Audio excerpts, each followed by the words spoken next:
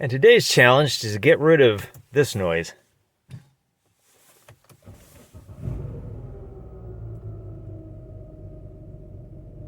Do you hear that? That's not what a Mercedes should sound like. And when you put it in gear, you can hear more drivetrain noises coming through the body. Those are bad motor mounts, folks, causing that. That's a common malady on the GLK X204 because of the fact the motor mounts are fluid filled and they live about an inch below the exhaust manifold, so they get good and heat soaked and just tend to leak and fall apart after 10 or 12 years or after 150,000 miles, whatever. But you can hear that this is not a quiet car. You can feel the engine vibrations coming through the steering wheel. So let's get this thing into the shop and see what's involved. Fortunately, it's not this X204 GLK 350 because this particular one has this little emblem on the back that would take it from maybe a couple-hour job to a 10 to 12-hour job. I'll talk more about that as we get into it. No, this is the X204 GLK 350. We're going to do it. And you can see it's in the middle of several other jobs, which also included getting it up in the air and prepared. So I'll show you how to do that.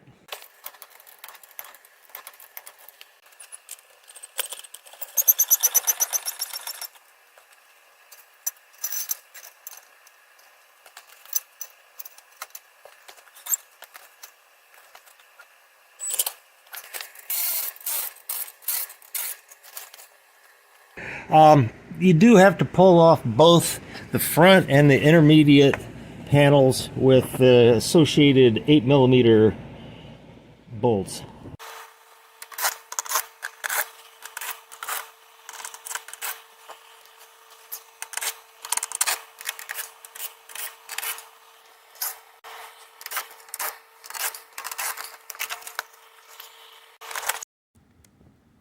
All right, here are the motor mounts that are going in, and they're pretty much no-name motor mounts. They're generic from a no-name overseas producer. Now, here's a little philosophy about that, folks. I would never, ever, ever, ever put these in a four-wheel drive, an X204 4MATIC, because it's a 10 to 12-hour job to swap them out. If they go bad, you get to redo all this. In this case, it's really not going to be so bad. I'm willing to take a chance, and besides, I got these just for the sake of checking them out and see if they work. So I'll be able to give you an opinion on that down the line. Okay, now sometimes it's a good idea to pull the cover and disconnect the battery negative terminal, because you will be working in fairly close proximity to positive connections on the alternator and on the starter motor. I don't really think it's going to be an issue. I'm not going to worry about it, but if you have any doubts, that's the thing to do. In the meantime, I'm also going to pull this, mainly just for the video, so to give you a better shot of what I'm looking at down through this gap here. Okay, that is the right motor mount, the passenger side US motor mount. Now, what you can see there is the small bolt, the E-Torx bolt that is on top, is one of the two that holds on a metal heat shield on top of each motor mount. Now, each motor mount lives about an inch below the exhaust manifold. You can see the cover for the exhaust manifold there. Luckily, you don't have to take any of that off, but you can also see the two larger bolts that hold the motor mount to the frame. There's a third bolt that is under the exhaust manifold. That one's interesting, that we're going to have to get to. That takes a special tool, which we're going to make here in a little bit.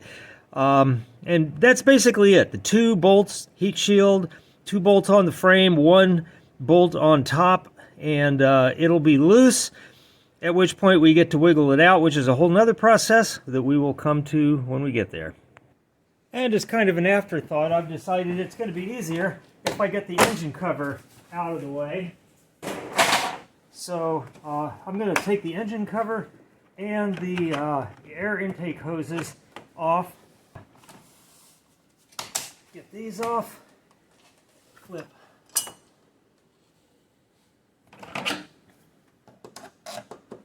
That out of the way.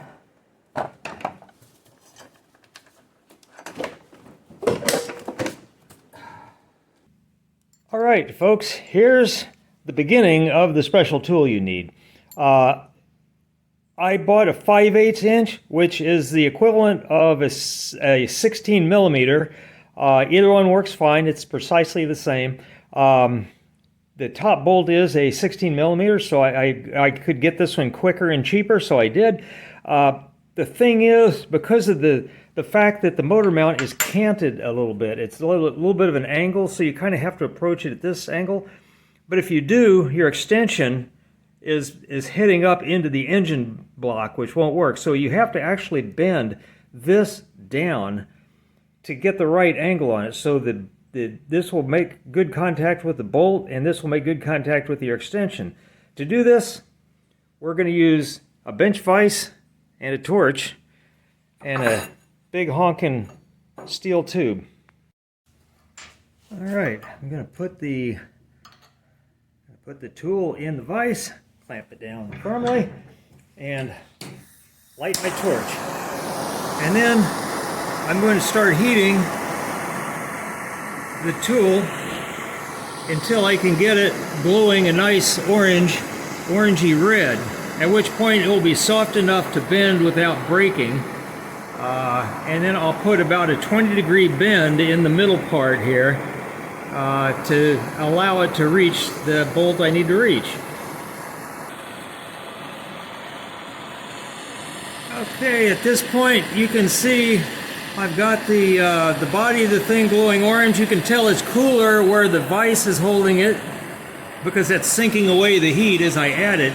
But I think I got it hot enough now to actually do the bending, so I'm going to remove the torch, slide the tube over, and give it a big old pull and see what happens.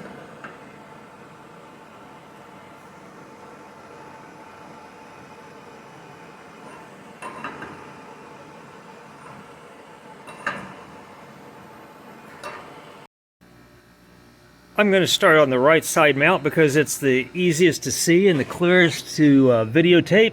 So I'm going to start by taking the top bolt out of the heat shield, and I'm doing that with a number of extensions and an M10 or an E10 E-Torx socket.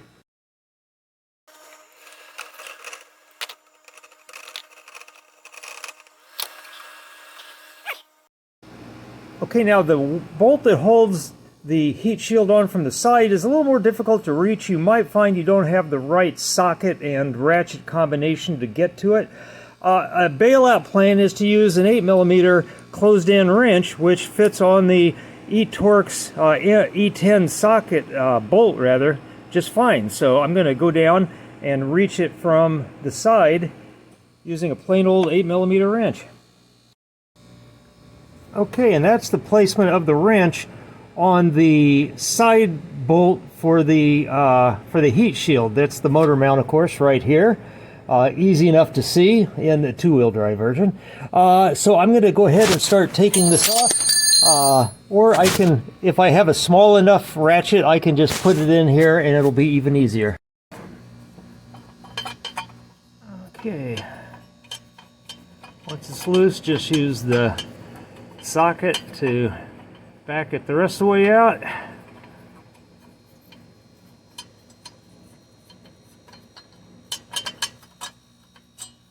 And there it is, it's out, and the heat shield can now just be taken out of the car and we're left with the motor mount. So the next step is to remove all three bolts from the motor mount.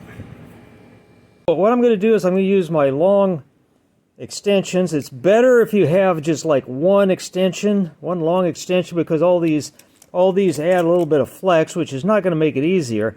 You don't want to use wobbles as a result. The other thing is, try to put the little retention ball here into one of the keeper holes in the tool to just keep it from popping off very easily. And now I'm going to snake this down inside the engine here like this to reach the motor mount and place it on the bolt. And hopefully I can show you how that works. Okay, and it's just a matter, and this is pretty fiddly. You just need to walk it around, and there I've actually captured the bolt on top, and I've just got to apply my ratchet and turn it.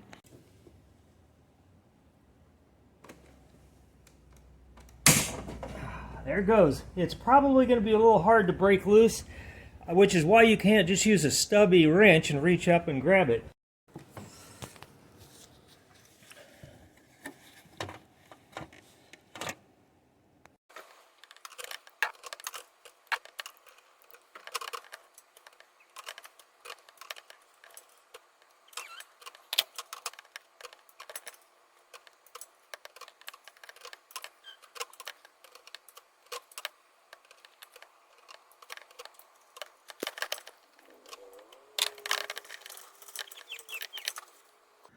Okay, we're going to actually lift on the bottom of the oil pan here, and you don't want to push directly on this panel here, so I'm going to use a piece of wood in between my floor jack and the oil pan just to protect it. So again, take your time on this one. Make sure you got it lined up well before you put any pressure on it. It doesn't take a lot of pressure, so you're not really risking doing a lot of damage, but don't go crazy either, folks. All you got to do is just raise the edge of the engine just a little bit, and with this one loose over here, as I raise it, the engine will actually tilt the right direction to get to that bolt.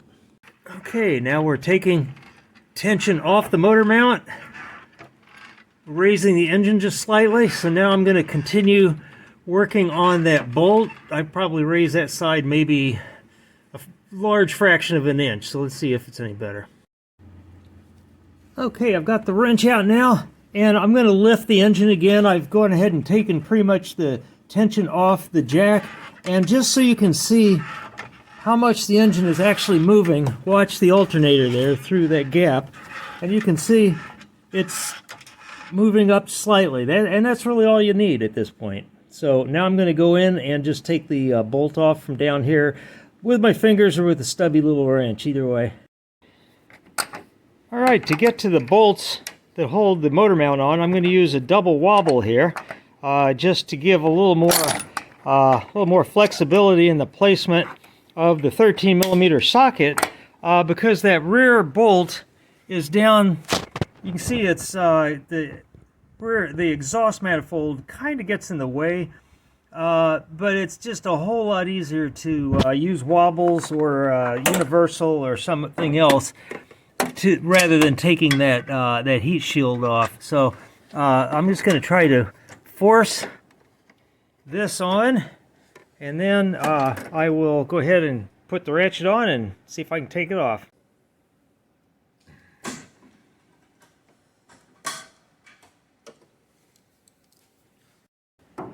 Okay, cheat alert. I actually just crawled down. It was easy to reach from underneath. To loosen it up to the point where I can now go ahead and turn it out easily without risking damaging the bolt. And this will just be easier than doing it from underneath.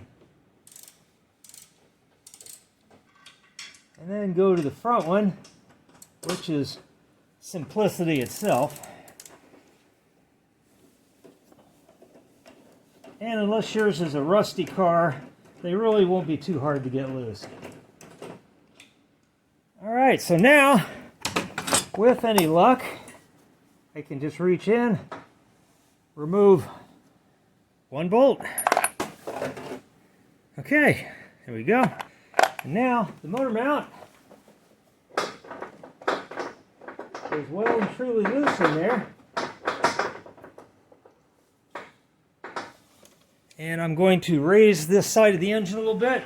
Turns out my borrowed floor jack here does not hold pressure, so I have to readjust occasionally. So there's now nothing holding down this side, and maybe by raising it that much, I can actually get the motor mount out.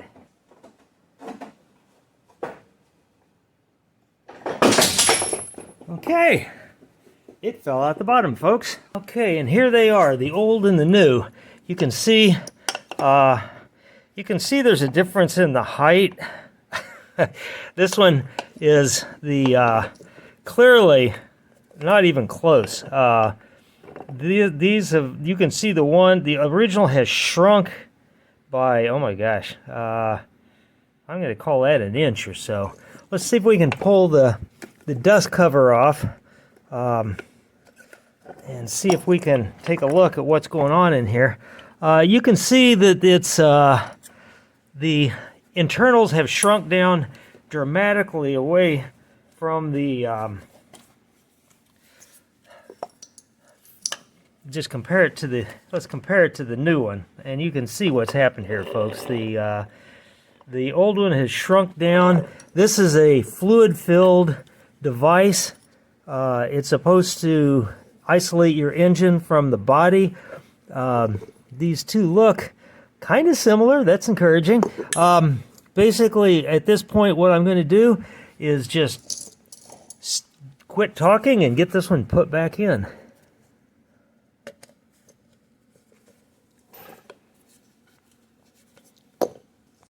I am going to give this these threads just a little bit of lube, just to prevent any additional rust, because partially what made this one that much more difficult to get in and out. So let's see if I can place it with the bolt in place. For my next trick, I'm going to crawl under the car, and I'm going to try to place the motor mount from underneath. I'm going to go ahead and jack up the engine again. Again, it's a few inches up from its normal position on its side, and now I'm racing time to get in there before the jack sags. I love borrowed equipment. And happily, there's room to reach up in here, and I'm going to slide it into position and then see if I can get that bolt. Okay, not quite.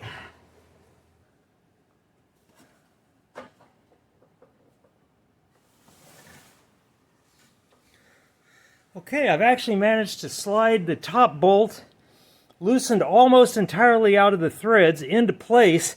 And now as my jack slowly sags down, I'm going to rotate the body of the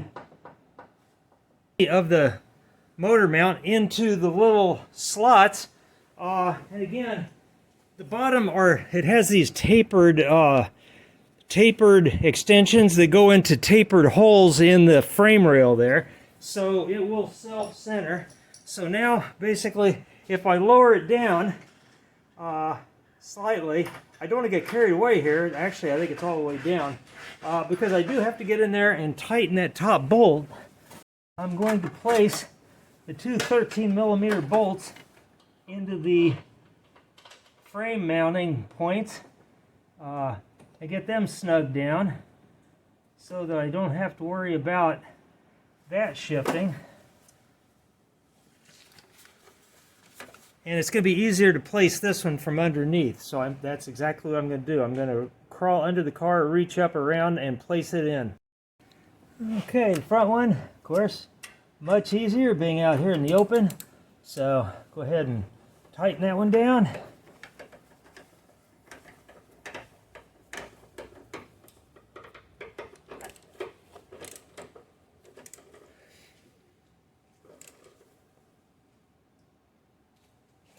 Done. Now we just have to get the top one, and that's going to require keeping the engine raised enough to get to the bolt, which normally isn't going to be a problem for those of you who have jacks that actually don't sag as you use them. But okay, folks, out with the old, in with the new. Just using a handy borrowed bottle jack to get the same job done. In this case, I'm putting it slightly off center to the side I'm working on, raising the engine where I won't have to come down and crank it every 30 seconds to keep it where I want it. Now I can start tightening the center bolt. Okay, there's lots of ways to do this. In this case, because of the fact that I've got it up right where I need it, I can actually reach it over between the manifold and the mount with a just regular ratchet style 5/8 or 16 millimeter wrench.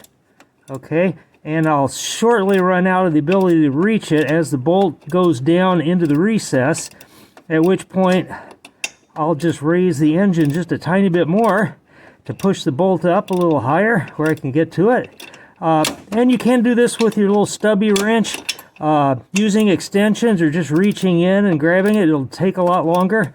But basically the trick is just turn down the bolt, drop the engine as necessary, or raise it to get access to the bolt, and keep turning it until you get it tight.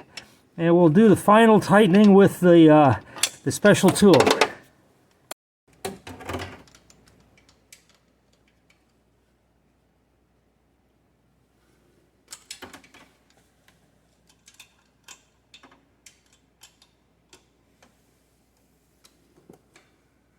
Okay, had to raise the engine just a little bit to get the tool on the mount, but we are making serious progress now. The bolt is just about snugged up.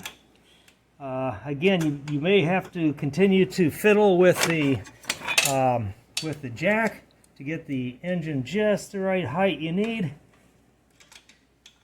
But at this point, it's fiddly, but just a repetitive process. Place the tool on the bolt, turn, lift, repeat.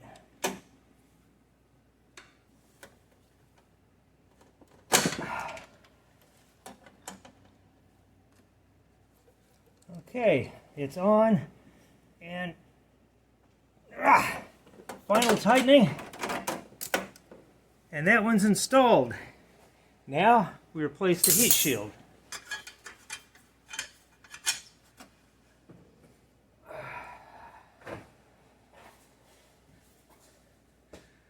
Okay folks, the trick there is to turn it 90 degrees counterclockwise, looking at it from up top, slide it straight in, and then rotate it into place. Hope that makes sense. So let's see now.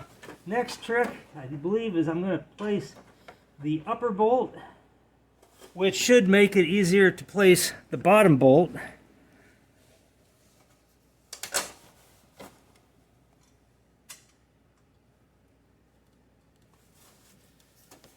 Okay. And I'm just going to put this one in finger tight so I can move the heat shield into place to line up the bottom bolt. So, alright, again, use my M10 socket or my 8mm wrench. Right, now, just reach around, find the hole for the second heat shield bolt, turn it,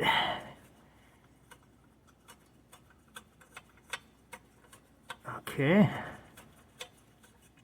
Easier to tighten down the side mount for the heat shield here using your 8mm closed-in wrench than to try to get a ratchet in there. Just the angle's difficult, so just turn it home and then go and tighten the top one, and you're basically done with this side, and you can start on the hard side next.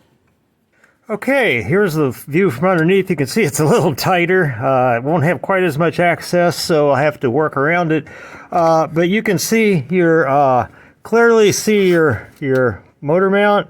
The bolts are over there. The one bolt for the heat shield you can see is up there off that little protrusion out of your the frame extension there, or your motor mount extension there, and you can see the input shaft to the steering rack here. So it's going to be a little bit tighter, a little bit more fun. All the same things apply, so go ahead and charge forward and work around it. I will try to record anything that's significantly different, just so you know. Okay, this side has proven so far to be very much like the other one.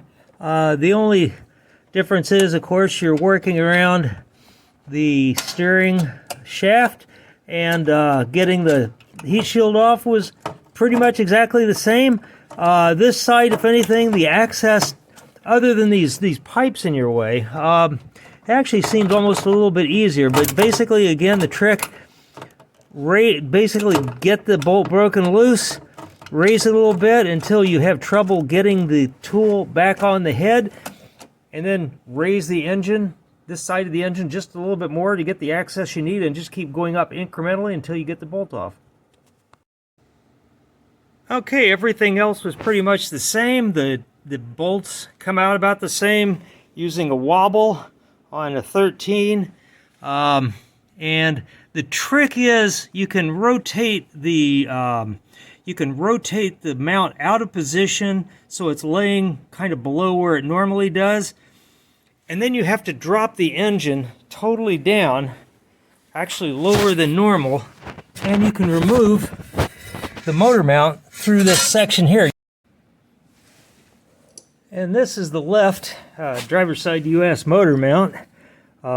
It's a mess. You can see it's basically it's drooped enough that it's actually made contact with the upper mount and actually sheared the protective little cover on this thing. I don't think there's really much to see inside, but we're going to look anyway, because that's how we roll.